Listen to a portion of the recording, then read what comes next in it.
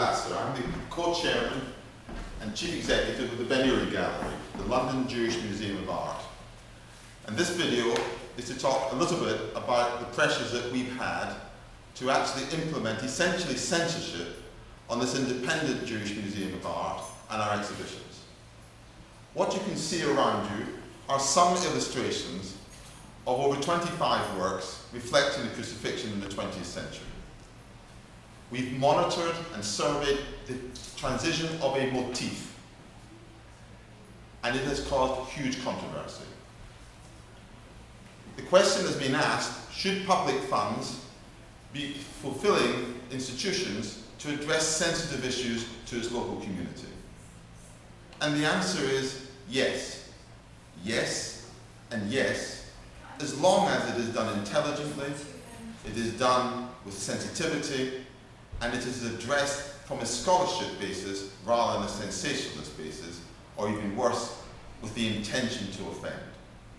Let's look at the pictures that, in our view, demonstrate why this exhibition is so robust intellectually. 1942, in the middle of the Second World War, in the United Kingdom, three artists, distinguished artists, were painting three separate expressions of the crucifixion for three different reasons. Let's look over here. This is Duncan Grant, a distinguished member of the Bloomsbury Group, and here is a naked man on the cross, right underneath Ben Uri Gallery, the London Jewish Museum of Art sign, and this painting is about essentially British society's views on homosexuality and homophobia. He was challenging the establishment.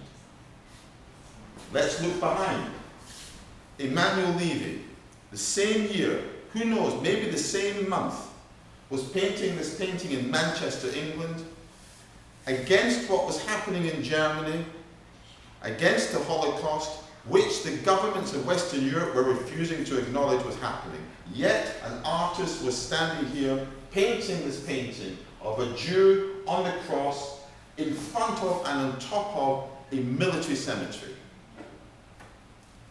And let's move to 1942, the same year. Roy de Maistre, a classic representation of the crucifixion. This could have been from 1742 or 1642, but it was 1942. So these three images representing the crucifixion in completely different ways. Now, much bloodshed, oceans of bloodshed have been caused in the name of the crucifixion, in the name of the killing of Jesus Christ.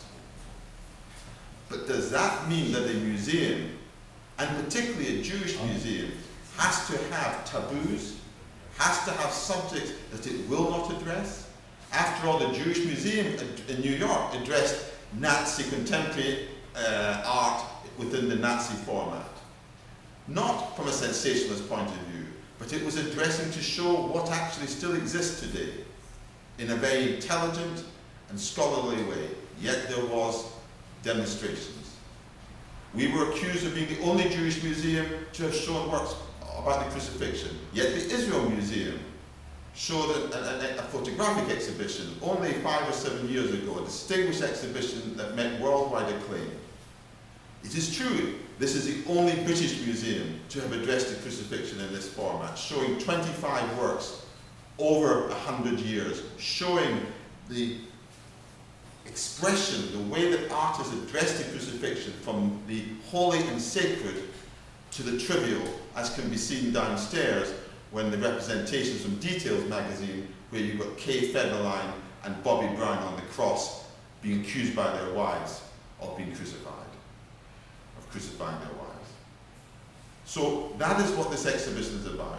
The pressure we came under was essentially from people whose emotions were right, but their sensibilities were wrong, because they hadn't come to see the exhibition. So when you say, should we address sensitive issues in the community? Yes, if intelligent, if sensitive, if aware, and if it adds scholarship to the subject. Thank you.